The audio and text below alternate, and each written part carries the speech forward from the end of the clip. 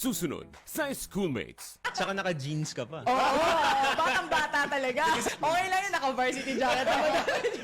May mini reunion ang ating mga Schoolmates alumni. Panoorin ang masayang kwentuhan kasama ang dati nating barkada na sina Jules Kiang at Gab Bayan.